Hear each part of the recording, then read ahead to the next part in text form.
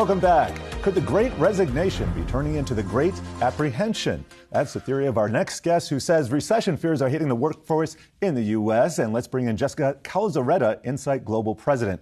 Thank you for joining us here today. And you've dug up some surprising facts here. Just outline your thesis and some of the numbers here, please. Yeah, sure. Thank you.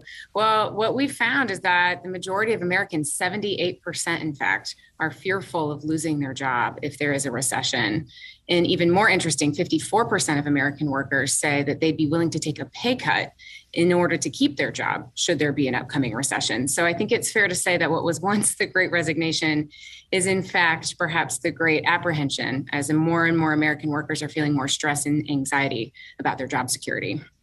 Well, and let me tie this back to the unemployment report that we got today, the non-farm payrolls report, because there were some statistics in there that I found a little bit alarming, and that has to do with the labor force participation rate, which ticked down. That means there are fewer people in the job market. Now, if you break it down demographically, we saw an increase among both white males and females, but we saw a decrease in blacks and Asian leaving the workforce. So my question to you is, do you break this down demographically, and any recent trends that you're noting that might be supported with the latest data that we got today?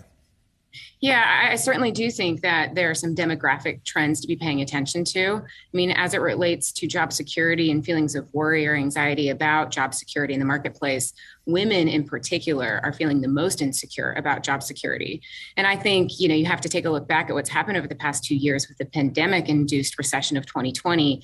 Women were arguably most impacted during that time. And so I think it's safe to understand how women may be feeling about this in particular. Another interesting takeaway from our survey is that millennials are also incredibly worried. I think that speaks to maybe some of the battle scars that exist from when they first entered the workforce during the Great Recession of 08 and 09. And unfortunately, that demographic is not feeling very prepared for how to handle a recession financially, economically, should events take a turn for the worse. Yeah, that's a really good point. I'm glad you brought that up, because millennials who are trying to enter the workforce, and I knew a few back in the day in, say, 2009, 10, 11, 12, had a very difficult time finding jobs, and they got their first job at a lower wage, and so that lower wage has been tracking them ever since. And this kind of relates to my next question, which this is one of your stats here, not surprising. 9 out of 10 managers in the U.S., 87% say they would be likely to lay off employees should there be a recession. That's what happens. But nearly half of employees do not trust that their employer would adequately communicate its plans should there be a recession. That's only increasing people's fears and uncertainty in the workplace. Yeah, you're exactly right. I mean, I think it is bad out there right now for a lot of people. There's a lot of fear and a lot of anxiety, not just about job security, but just about what's happening in the world with inflation rising, the lingering war in Ukraine. You're seeing major employers and organizations, companies like Netflix and Tesla, who've announced recent job cuts. And so I think there is definitely founding here for employees to be really concerned about their safety and their security, which, at Insight Global, we would just encourage employers to really lean in here and to communicate early and often about their recession plans. Because if in fact a recession is coming, you're going to want your people at your best. And if people feel unsafe, or if they do not have job security, then you're just not going to get their most productive or most engaged self.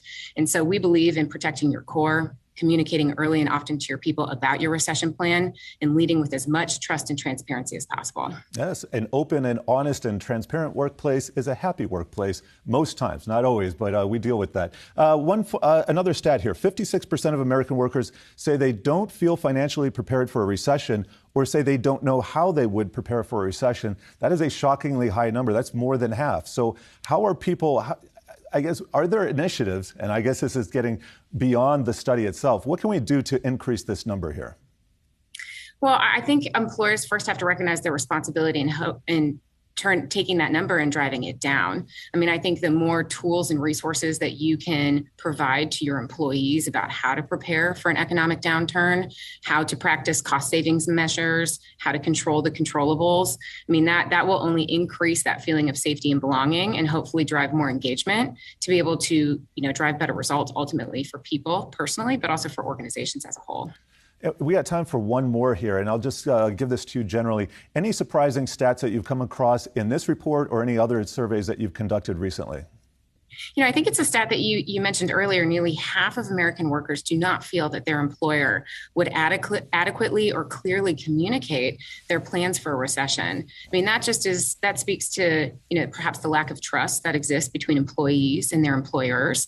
And I think as leaders, we all have to recognize our responsibility there. Again, if we want to really thrive through challenging times in a recession scenario, then we certainly are going to want our people at their best. And that does demand an extraordinary amount of trust between our workers.